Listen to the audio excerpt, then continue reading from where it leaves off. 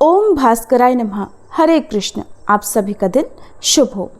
19वां दिन ये केवल एक संख्या नहीं बल्कि उस तप और श्रद्धा का प्रमाण है जिसे आपने अब तक निभाया है। इस दिव्य यात्रा में आज हम एक और कदम आगे बढ़ा रहे हैं जहां विश्वास की ज्योति और अधिक प्रज्वलित हो उठी है। ये समय है जब कथा केवल सुनी नहीं जाती बल्कि जीवन का हिस्सा बन जाती है। हर पात्र, हर प्रसंग अब हमारे भीतर घटने लगता है और इसी का नाम है जीवित कथा, अनुभूत भक्ति। प्रिय श्रोताओं, अब हम अंतिम पड़ाव की ओर धीरे धीरे बढ़ रहे हैं। ऐसे में हर अध्याय, हर दिन और भी महत्वपूर्ण हो जाता है। कृपया इस कथा को आज भी उसी समर्पण से सुने जैसे ये पहला दिन हो, क्योंकि प्रभु वही मन स्वीकार करते हैं जो थकता नहीं, डगमगाता नहीं। तो आइए 19वें अध्याय के इस पावन दिन में प्रवेश करें, मन में श्रद्धा, वाणी में मौन और आत्मा में प्रभु का स्मरण लेकर।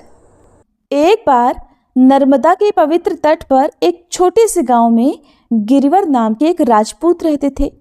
उनके घर में उनके बूढ़े माता पिता थे, गौरी नाम की पतिव्रता पत्नी थी और एक पुत्र था जिसका नाम था उदा। खेती करके उनके परिवार का गुजारा होता था। गिरिवर और उनकी पत्नी वृद्ध माता पिता की सेवा किया करते। घर में सभी भगवान के भक्त थे। बालक उदा भी माता पिता की भक्ति के प्रभाव से बचपन में ही भगवान के नाम में मगन रहने लगा था। गिरिवर का भगवान की दया पर पूर्ण विश्वास था। वे बात बात में कहा करते कि भगवान जो कुछ करते हैं सब कल्याण ही करते हैं। हालांकि गिरिवर की ये धारणा सच्ची थी, फिर भी गांव के कुछ दुष्ट लोग उनके पीछे और कभी कभी कोई तो सामने भी कह दिया करते कि घर में सारे सुख है, खाने को भरपूर अन्न है, अनुकूला पत्नी है, पुत्र है, माता पिता हैं। तब ऐसा कहने में क्या लगता है कि भगवान जो कुछ करते हैं सब कल्याण ही करते हैं। अरे किसी पर कष्ट पड़े ना तब पता लगे कि भगवान सब कल्याण ही करते हैं या नहीं। बात सच्ची है। दुख में भी जिसका भगवान पर विश्वास बना रहे और जिसका भगवान की दया पर विश्वास बना रहे उसी का विश्वास सच्चा है। गिरिवर का विश्वास सच्चा विश्वास था। कुछ समय बाद उनके माता पिता का देहांत हो गया। गिरिवर को इस बात का दुख हुआ कि सेवा का सौभाग्य नहीं रहा। माता पिता की सेवा का सौभाग्य तो बड़े पुण्य से मिलता है। जो लोग माता पिता के जीवन में उनकी सेवा नहीं करते, उनकी अवहेलना करते हैं, अपमान करते हैं, उन्हें माता पिता के न रहने पर बहुत पछताना पड़ता है। गिरिवर को कष्ट तो बहुत हुआ, पर उन्होंने कहा कि भगवान जो कुछ करते हैं सब कल्याण ही करते हैं। शायद यही भगवान की मर्जी थी। थोड़े दिनों बाद गिरिवर का 8 वर्ष का पुत्र उदा नर्मदा जी में स्नान कर रहा था कि उसे किसी घड़ियाल ने पकड़ लिया। बालक चिल्लाने लगा, हे ठाकुर जी बचाओ। माँ किनारे पर रोने चिल्लाने लगी। बहुत सारे लोग दौड़े भी, पर देखते ही देखते वह बालक पानी में अदृश्य हो गया। घड़ियाल उसे गहरे पानी में खींच कर ले गया। गौरी अब रोती पीटती घर पहुंची। गिरिवर उस समय भगवान की पूजा समाप्त करके उठे थे। उनके मुख से अभ्यासवश निकल गया, जैसा कि वो हमेशा कहा करते थे कि भगवान जो कुछ करते हैं सब कल्याण ही करते हैं। लेकिन जब उन्हें पता चला कि उनका पुत्र घड़ियाल के पेट में चला गया है तो ऐसा कहने के बाद उन्हें कुछ संकोच हुआ। उन्हें ऐसा लगा कि शायद उन्हें ऐसा नहीं करना चाहिए था। तब गिरिवर ने अपनी पत्नी को समझाते हुए कहा कि देखो, संसार में कोई किसी का नहीं है। जो इस जन्म में पुत्र बना, पता नहीं किस जन्म में वो हमारा पिता, भाई, शत्रु या फिर और कोई रहा होगा। ये तो एक धर्मशाला है। सारे जीव अपने अपने कर्मफल भोगने यहाँ आते हैं। जिसका कर्मफल जब समाप्त हो जाता है, जिसका भोग जब समाप्त हो जाता है, तब वो यहाँ से चला जाता है। इसमें भला शोक करने की क्या बात है। उसी दिन एक महात्मा उनके यहाँ आए हुए थे। उन्होंने उनके सामने ही कहा था कि ये संसार तो भगवान का बगीचा है, हम लोग तो बगीचे के माली हैं। माली का काम बगीचे की सेवा करके उसके उत्तम फल स्वामी को समर्पित करना है। अगर स्वामी खुद ही बगीचे के किसी फल को पसंद करके ले ले तो ये तो माली के लिए और भी प्रसन्नता की बात है। उदा तो इस बगीचे का सबसे सुंदर उपहार था और बगीचे के स्वामी ने यानी भगवान ने उसे स्वयं बुला लिया, ले लिया, तो हमें तो प्रसन्न होना चाहिए, शोक नहीं करना चाहिए। भगवान की इस सृष्टि में कोई वस्तु नष्ट नहीं होती, पदार्थ बस एक स्थान से दूसरे स्थान पर चले जाते हैं। इसी तरह जीव भी नष्ट नहीं होता, और तुम्हारा उदा भी भगवान की कृपा से कहीं इससे भी अच्छी जगह हो सकता है। तुम उसके लिए चिंता मत करो, दुख मत करो। उदा भगवान का भक्त था, रोज कीर्तन करता था। घड़ियाल द्वारा पकड़ लिए जाने पर भी उसने भगवान को ही पुकारा, इसलिए तो वह भगवान के धाम में ही गया होगा। और ऐसे पुत्र के लिए फिर तुम शोक क्यों करती हो? सच्ची माता का तो कर्तव्य है कि वह पुत्र को सुख पहुंचाए, और भगवान के आनंदमय धाम में पुत्र गया, इससे तो तुम्हें प्रसन्न होना चाहिए। उदा मर ही गया हो, इसी का क्या ठिकाना? हो सकता है वो जीवित ही हो, किसी ने उसे मरा हुआ थोड़े ना देखा है। और फिर किसी भी दशा में तुम्हें शोक नहीं करना चाहिए, हो सकता है वो तुम्हें फिर कभी मिल जाए। तो भगवान जो कुछ करते हैं सब कल्याण ही करते हैं। तब गौरी ने कहा कि मेरा तो मन कहता है कि मेरा पुत्र अभी जीवित है, वो चाहे जब मिले पर मुझे मिलेगा जरूर, ऐसा मेरा मन कहता है। पत्नी की बात सुनकर गिरिवर बोले कि वो मिले या ना मिले, हमें यही चाह क्यों हो कि वो हमें मिले? अरे अब तक भगवान ने हमें एक सेवा सौंप दी थी तो उसे करते थे, अब दूसरी सेवा सौंपेंगे तो उसे भी करेंगे। जो स्वामी की सेवा से जी चुराता है वो नमक हराम है, और जो स्वामी की वस्तु को अपनी समझता है वो तो निरा बेईमान है। हमें स्वामी जी जो सेवा दें, हमें उसी को सावधानी से करना है। ऐसा अपनी पत्नी को समझाकर गिरिवर घाट पर गए। फिर पता लगाया, और जब कुछ पता नहीं लगा तो वापस खाली हाथ घर लौट आए। उन्होंने कहा कि मेरे माता पिता होते तो आज उन्हें बड़ा कष्ट होता। उनको पहले ही संसार से बुलाकर भगवान ने उनका और हम सबका भी कल्याण ही किया है। माता पिता रहे नहीं, पुत्र को घड़ियाल ले गया। अब भला खेती का झंझट क्यों किया जाए? खेत को अद्धी में दूसरों को दे दिए गए।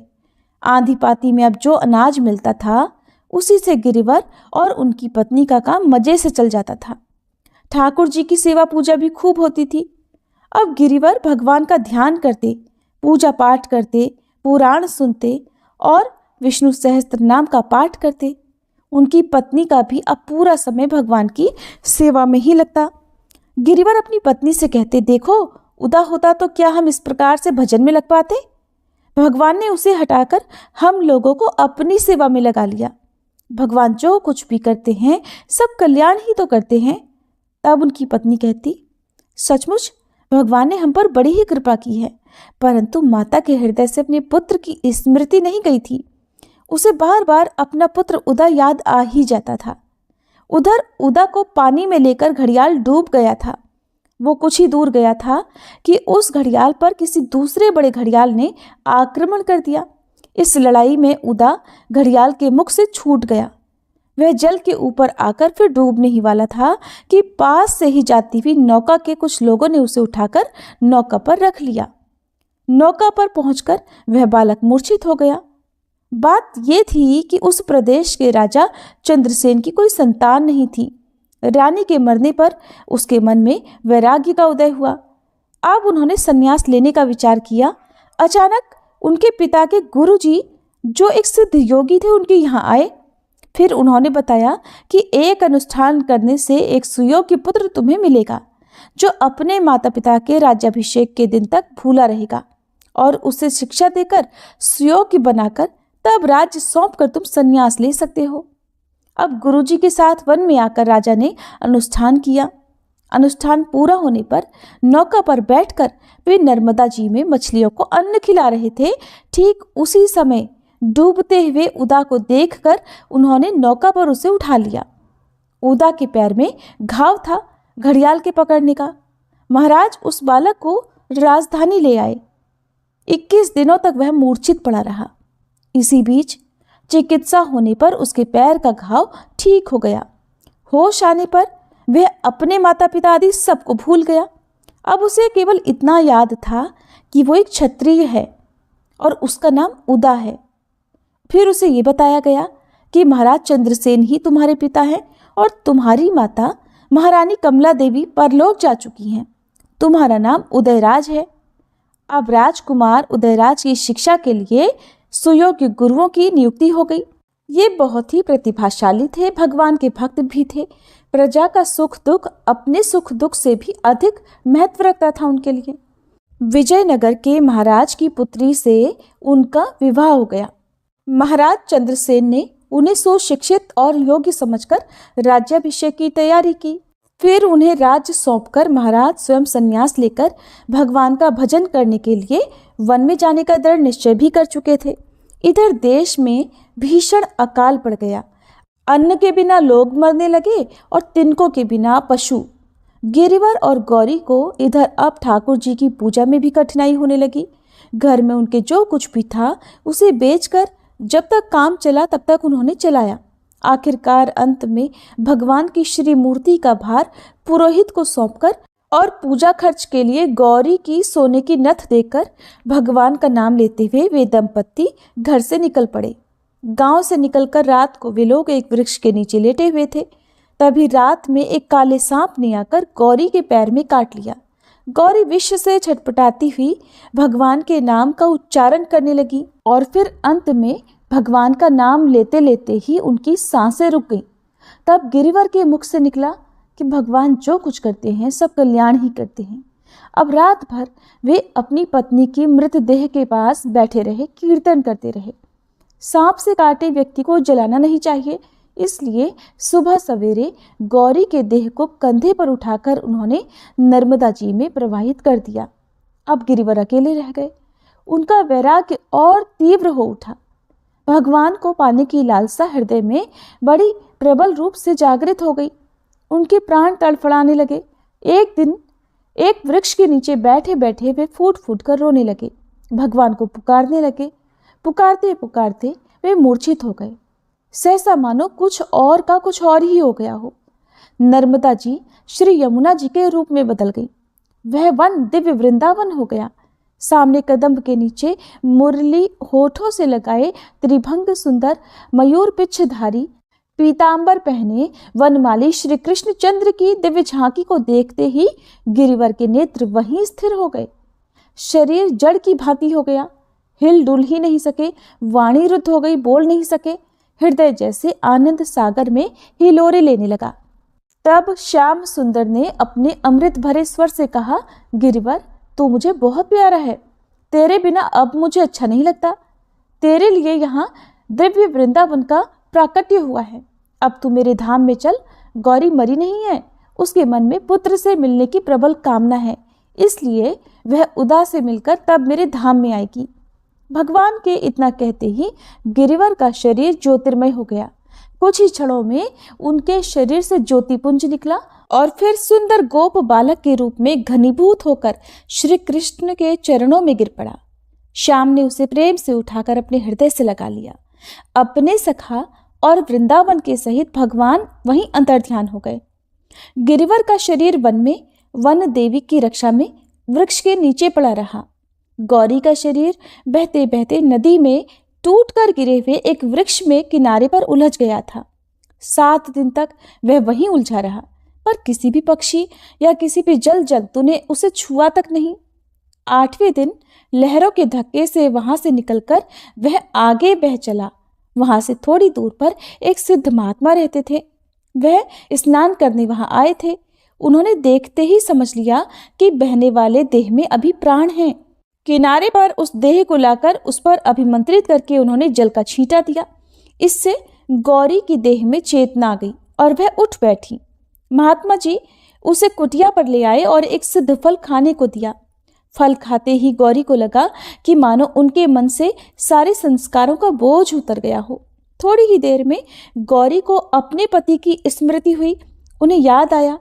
तब महात्मा जी जो कि दिव्यदर्शी थे, उन्होंने गौरी से उसके पति की परम गति का वर्णन किया। गौरी ने सोचा, मेरे पतिदेव ठीक ही कहते थे कि भगवान जो करते हैं सब कल्याण ही करते हैं।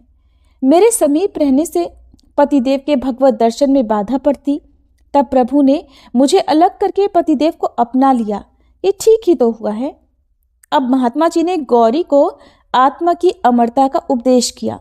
फिर बताया कि थोड़ी ही दूर पर उनके पति की मृत देह पड़ी हुई है उस देह की अंत्येष्टि कर देने का उन्हें आदेश भी दिया। उसी समय कहीं से 4 ब्रह्मचारी आ गए। वे गौरी के साथ हो गए। वृक्ष के नीचे गिरिवर की देह के समीप एक दिव्य वसना देवी बैठी थी। गौरी के वहां पहुंचते ही वे अंतर्ध्यान हो गई। ब्रह्मचारियों की सहायता से चिता बनाकर गौरी ने पति की देह का दाह कर्म किया। भस्म को नर्मदा जी में बहाकर स्नान करके जलांजलि दी। अब ब्रह्मचारियों ने उसे गेरुआ वस्त्र और एक तारा दिया और वहां से वे चले गए। अब गौरी ने गेरुआ वस्त्र धारण कर लिया, हाथ में एक तारा ले लिया। भगवान के नाम का कीर्तन करते आनंद में मगन वह एक ओर चल पड़ी। उन्हें नहीं पता कि वो कहाँ जा रही हैं। वो चलते चलते एक ऐसी नगरी में जा पहुंची जहां बड़ी धूमधाम मची हुई थी। शायद कोई बड़ा उत्सव हो रहा था। वह असंग भाव से उसमें प्रवेश कर गई। बात यह हुई कि वह नगर था महाराज चंद्रसेन का। अभी कल ही तो महाराज ने राजकुमार उदयराज का राज्याभिषेक किया था और स्वयं कुमार को राज्य देकर भी वन को चले गए थे सन्यासी होकर। आज नवीन नरेश उदयराज का पहला दरबार था, लेकिन उदयराज ने अभिषेक की रात्रि में स्वप्न में सन्यासिनी रूप में अपनी माता से अपना पूरा परिचय पा लिया था। वन जाने से पहले महाराज चंद्रसेन ने भी उनको जल में पाने से लेकर अब तक की सारी बातें बता दी थी। इसलिए वे अपनी माता के दर्शन पाने के लिए तीव्र उत्कंठित थे। सब सेवकों को कहा गया कि कोई भी सन्यासिनी आते ही राजा को समाचार तुरंत पहुंचाया जाए। अब गौरी के नगर में पहुंचते ही उदयराज को समाचार मिला। वे स्वयं दौड़े आए और पहचानते ही माँ माँ कहते हुए चरणों में गिर पड़े। गौरी ने उन्हें उठाकर हृदय से लगा लिया। फिर अरे मेरा उदा, अरे मेरा उदा ऐसा कहकर वह रोने लगी। उस समय पूरा दरबार स्थगित हो गया। पुत्र माता को राजमहल में लेकर आया। फिर गौरी ने पुत्र के मुख से पूरी बातें सुनी। उदा को भी पिता की भगवत प्राप्ति का समाचार मिला। गौरी के मन में पुत्र से मिलने की जो इच्छा थी वो भी पूर्ण हो गई। अब उसकी आसक्ति नष्ट हो गई। अब वह वन में जाकर भजन करना चाहती थी, किंतु पुत्र ने आग्रह करके उनको इस बात पर राजी कर लिया कि वो नगर से बाहर कुटिया में रहेंगी। अब उनके लिए कुटिया बना दी गई। गौरी उसमें रहकर भजन करने लगी। धीरे धीरे उनका भगवत प्रेम पराकाष्ठा को पहुंच गया। फिर भगवान ने दर्शन देकर उन्हें कृतार्थ किया। भगवान का दर्शन करते करते ही देह त्याग कर वह भगवान के धाम को चली गई और उदयराज अपनी पत्नी सहित भगवान का भजन करते हुए प्रजा पालन करते रहे। भगवान की सच्ची भक्ति पाकर उनका जीवन भी कृतार्थ हो गया। तो इस तरह से भक्त अपने भगवान को पाने के लिए भक्ति किया करते हैं। एक बार नामदेव जी ठाकुर जी के दर्शन करने गए। उन्होंने सोचा मंदिर में भीड़ बहुत है और पादुका बड़ी मुश्किल से मिली है। वो बहुत दैन्य और गरीब थे। उन्होंने एक कपड़े में पादुका को लपेटकर अपनी कमर पर बांध लिया। ऐसे होते हैं भगवान के निराले भक्त। उनको बादशाह से कुछ भी नहीं चाहिए था, लेकिन वो अपनी पादुका से आसक्त हो गए। कहा तो नामदेव जी ने बादशाह से मिलने वाले सोने के पलंग को पानी में फेंक दिया था और कहा वो अपनी साधारण सी पादुका को किसी भी कीमत पर खोना नहीं चाहते थे। वो उन्हें इतनी प्रिय थी, इतनी कीमती थी उनके लिए कि उन्होंने उस पादुका को लपेटकर अपनी कमर में बांध लिया। सोने की पलंग की कहानी क्या है ये आपको आने वाली कथा में जानने को मिलेगा। तो जो भगवान के भक्त होते हैं वो ऐसे होते हैं कि उन्हें बादशाह से तो कुछ भी नहीं चाहिए था, लेकिन वो अपनी पादुका में आसक्त हो गए। अब महापुरुषों की लीला तो केवल ठाकुर जी ही जाने। नामदेव जी ठाकुर जी के सामने जाकर नाचने लगे। उनकी कमर में टंगी पादुका की गांठ खुल गई और पादुका जमीन पर गिर गई। ये देखकर ठाकुर जी के पुजारियों ने उन्हें बाहर जाने के लिए बोला, क्योंकि हिंदू धर्म के अनुसार किसी भी पवित्र जगह पर, खास तौर पर मंदिर के अंदर चप्पल या पादुकाएं ले जाने की अनुमति नहीं है। अब ठाकुर जी के सामने तो नामदेव जी केवल नाचने में मगन थे, वो भक्ति में खोए हुए थे।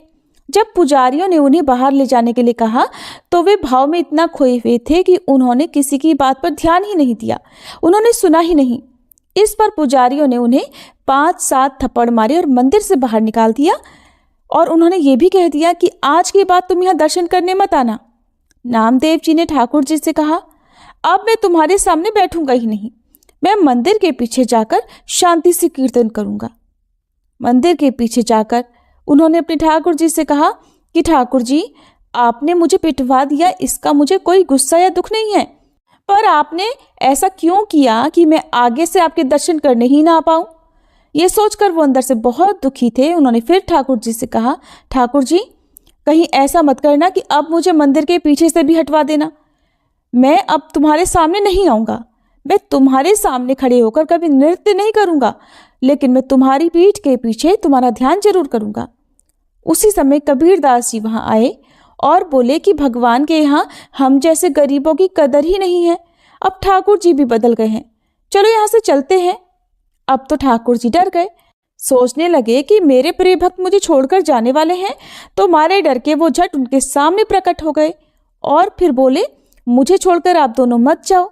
ऐसा कहकर भगवान ने मंदिर का मुंह ही घुमा दिया।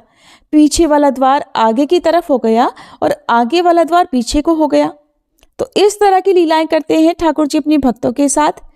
एक बार नामदेव जी एकांत में भजन कर रहे थे। उनके घर में आग लग गई और ये सूचना उन्हें देने के लिए कुछ लोग वहां पर आए जिस एकांत में वो बैठे हुए थे। लोगों ने उनकी सहायता करने के लिए जो सामान बच सकता था उसे बाहर निकाल कर रख दिया। जब नामदेव जी अपने घर पर पहुंचे तो उन्होंने सोचा कि आग में भी तो मेरे प्रभु ही हैं। उन्होंने पड़ोसियों से कहा कि हमारे प्रभु पधारे हैं और आप उनका भोग छीन रहे हैं। ऐसा कहकर उन्होंने जो सामान बच गया था आग में जलने से, वो सामान उठाकर आग में फेंक दिया। लोगों ने सोचा कि अब इनकी कोई मदद नहीं करेगा, इनको ठंड में रात भर बाहर ही रहने दो। हमने कितनी मुश्किल से आग में झुलसकर इनका सामान जलने से बचाया था, और ये ऐसे मूर्ख हैं कि इन्होंने तो आग में उस सारे सामान को वापस डाल दिया। अब उन्हें क्या पता कि प्रभु जिसके प्रियतम हैं उसके लिए कुछ भी दुर्लभ नहीं है, और वो तो निश्चिंत होकर उसी राख की ताप में लेट गए। प्रभु ने नामदेव जी के लिए एक नई कुटिया बना दी। सबसे सुंदर और सुगंधित सामग्री से उनकी कुटिया बनी। यहाँ तक कि स्वयं रुक्मणी जी ने उनकी कुटिया बनाने में, सजाने में सहायता की। उस कुटिया से एक देवी सुगंध आ रही थी जिससे पूरे गांव के लोग वहां आने लगे। अब गांव वाले नामदेव जी से पूछने लगे कि कितने रुपए लगे ऐसी कुटिया बनाने में, हम सब भी बनवाना चाहते हैं। नामदेव जी ने कहा, बहुत महंगी है, अपने अपने घर से बाहर निकलकर हर चीज को आग लगा दो और अपने जले हुए घर के बाहर बैठकर कीर्तन करो, फिर हमारा मालिक स्वयं मुफ्त में आकर तुम्हारी कुटिया बना देगा। जिसने वैराग्य रूपी अग्नि में अपनी ममता को स्वाहा कर दिया हो, जिसने अपना सब कुछ प्रभु के चरणों में समर्पित कर दिया है, प्रभु फिर उसकी जिम्मेदारी स्वयं ले लेते हैं, अपने ऊपर ले लेते हैं। ये सुनते ही गांव वाले पीछे हट गए। अब भला कोई अपना घर क्यों अपने हाथ से जलाना चाहेगा। और फिर सब ने नामदेव जी के चरणों में प्रणाम किया। तो ऐसे थे भगवान के भक्त नामदेव जी। इनकी कथाएं आपको आगे भी सुनने को मिलेगी। अगर ये कथा अच्छी लगी हो तो कमेंट बॉक्स में जरूर बताइएगा। प्रिय श्रोताओं, आइए अब हम सब मिलकर भगवान श्री लक्ष्मी नारायण जी से क्षमा प्रार्थना करें। हे सच्चिदानंद परम करुणामय भगवान विष्णु, हे लक्ष्मी नारायण भगवान, आप सबके अंतःकरण में वास करने वाले सर्वज्ञ, सर्वशक्तिमान और अनंत दयालु हैं। मैं आपकी इस अज्ञानमय बालिका ने जीवन के पथ पर चलते हुए अनगिनत बार अपने विचारों, वचनों और कर्मों से जाने अनजाने पाप, त्रुटियां और अपराध किए हैं। हे प्रभु, कभी किसी के साथ कटु व्यवहार किया, कभी अहंकार में कुछ ऐसा बोल गई जो आपकी मर्यादाओं के विरुद्ध था। कभी क्रोध आया, कभी मोह ने भरमाया और कभी लोभ ने मुझे आपके पथ से डगमगाया। परंतु प्रभु, आप तो क्षमाशील हैं। आप तो उसी को उठाते हैं जो गिर गया हो, उसी को थामते हैं जो भटक गया हो। हे श्री हरि, मैं स्वीकार करती हूँ कि मेरी बुद्धि संकीर्ण है, मन चंचल है, इंद्रियां आकर्षणों में बहक जाती हैं, परंतु मेरा हृदय बार बार आपके श्री चरणों की ओर ही लौट आता है। हे प्रभु, मैं आपकी शरण में हूँ। आपके बिना मेरा कोई सहारा नहीं, कोई गति नहीं। मुझ में यदि कोई गुण है तो वह आपके चरणों की भक्ति है। मुझ में यदि कोई शक्ति है तो वह आपके नाम का स्मरण है। आपकी कृपा के बिना मैं कुछ भी नहीं।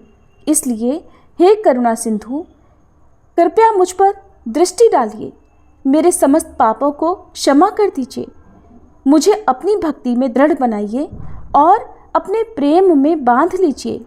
मैं न योग जानती हूँ, न यज्ञ, न तप, न व्रत। मैं तो केवल एक बात जानती हूँ कि आप मेरे हैं और मैं आपकी हूँ।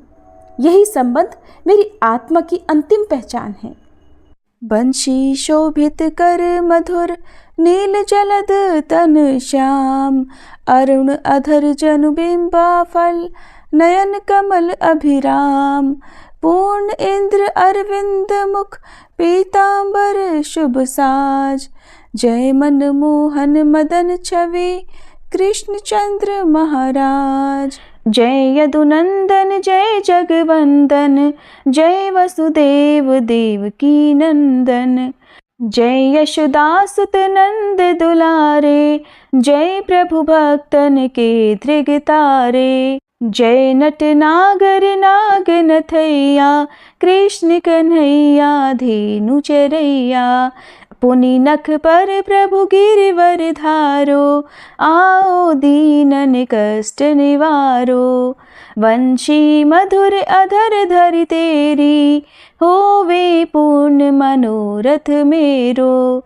आओ हरि पुनि माखन चाखो, आज लाज भारत की राखो, गोल कपोल चिबुक अरुणारे, मृदु मुस्कान मोहिनी डारे, रंजित राजीव नयन विशाला, मोर मुकुट वैजंती माला, कुंडल श्रवण पीत पट आछे, कटी किंकणी काछन काछे, नील जलज सुंदर तन सोहे, छवि लखि सुर नर मुनि मन मोहे, मस्तक तिलक अलक घुंघराले, आओ कृष्ण बांसुरी वाले, करी पय पान पूत नहीं तार्यो, अका बका कागा सुर मार्यो, मधुवन जलत अग्नि जब ज्वाला, भय शीतल लखित ही नंद लाला, सुरपति जब ब्रज चढ़ियो रिसाई, मसूर धार वारी वर्षाई, लगत लगत ब्रज चहन बहायो, गोवर्धन नख धारी बचायो, लखि यशोदा मन भ्रम अधिकाई, मुख मह 14 भुवन दिखाई, दुष्ट कंस अति उधम मचायो, कोटि कमल जब फूल मंगायो, नाथी काली यही तब तुम लीन्हे, चरण चिन्ह दे निर्भय कीन्हे, करी गोपिन संग रास विलासा, सबकी पूरण करी अभिलाषा, केतिक महा असुर संग हार्यो, कंस ही केस पकड़ दे मार्यो, मात पिता की बंदी छुड़ाई, उगर सेन कह राज दिलाई, मही से मृतक 6 सुत लायो, मातु देव की शोक मिटायो, भौमासुर मुर दैत्य संहारो, लाए 10 सहस कुमारो, दे भी नहीं तृण चीर संहारा, जरा सिंधु राक्षस कह मारा, असुर बकासुर आदिक मार्यो, भक्तन के तब कष्ट निवार्यो, दीन सुदामा के दुख टार्यो, तंदुल 3 मूठ मुख डार्यो, प्रेम के साग विदुर घर मांगे, दुर्योधन के मेवा त्यागे, लखि प्रेम की महिमा भारी, ऐसे श्याम दीन हितकारी, भारत के पारथ रथ हाके, लिए चक्र कर नहीं बल ताके, निज गीता के ज्ञान सुनाए, भक्तन हृदय सुधा वर्षाए, मीरा थी ऐसी मत वाली, विष पी गई बजा कर ताली, राना भेजा सांप पिटारी, शालिग्राम बने बनवारी, निज माया तुम विध ही दिखायो, उरते संशय सकल मिटायो, तब शत निंदा करी तत्काला, जीवन मुक्त भयो शिशुपाला, जब ही द्रौपदी टेर लगाई, दीनानाथ लाज अब जाई। तुरत ही वसन बने नंदलाला, बढ़े चीर भय अरि मुँह काला। असनाथ के नाथ कन्हैया, डूबत भंवर बचावत नैया। सुंदर दास आस उरधारी, दया दृष्टि की जय बनवारी। नाथ सकल मम कुमति निवारो, क्षमहु बेगी अपराध हमारो। खोलो पट अब दर्शन दीजे, बोलो कृष्ण कन्हैया की जय। बोलो कृष्ण कन्हैया की जय, बोलो कृष्ण कन्हैया की जय। ये चालीसा कृष्ण का पाठ करे उरधारी, अष्ट सिद्धि नवनिधि फल लहे पदार्थ चारी। बोलो श्री कृष्ण भगवान की जय।